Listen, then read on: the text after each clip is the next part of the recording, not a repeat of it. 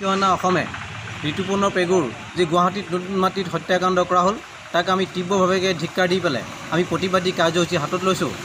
আমাৰ স্পষ্ট দাবী, ভিডিঅ' ফুটেজত CC কেমেৰা ফুটেজত যিসকলে হত্যাকাণ্ড কৰিছিলে তেওঁলোকৰ ভিডিঅ' ওলাইছে। সেয়েহে কোনো কথা দেৰি নকৰি পেলাই ফাষ্ট ট্ৰেক আদালতত বিচাৰ কৰি পেলাই দোষীসকলক শাস্তিমূলকভাৱে ফাঁচি দিয়াৰ ব্যৱস্থা কৰক। আৰু বিশেষকৈ অসমত আজি কিছুদিনৰ পৰা দিনকদিনভাৱে এনেকুৱা ঘটনাবিলাক বাঢ়ি গৈছে। সেই চৰকাৰক ৰাজহুৱা স্থানত যি পুলিচ বুলি পেলাই দেখা পেলাই মৰেল পুলিচ দি দেখাই পেলাই যি হত্যাকাণ্ড কৰা হয় তেওঁলোকৰ বিৰুদ্ধে এখন আইন প্ৰণয়ন কৰিবলৈ আমি চৰকাৰক দাবী তুলিছোঁ। আৰু যি কণমানি শিশুক এই পৃথিৱীত থৈ গ'ল তেওঁলোকক চৰকাৰক দায়িত্ব ল'বলৈ অনুৰোধ জনাইছোঁ। আৰু দোষীসকলক অনতিপলমে দেৰি নকৰি পেলাই ফাঁচি দিয়াৰ ব্যৱস্থা কৰক। আৰু ইয়াৰ পৰা যাতে আৰু এটা কথা লক্ষ্য ৰাখিব লাগে, যাতে আমাৰ সাম্প্ৰদায়িক এটা বিপ্লৱ যাতে নিবিড় পাৰে আৰু ভাতৃত্ববোধ এনাজৰী যাতে কোনো কাৰণতে ভাং খাব নোৱাৰে তাৰ প্ৰতি চকু ৰাখিবলৈ অসমবাসী ৰাইজক অনুৰোধ জনালোঁ।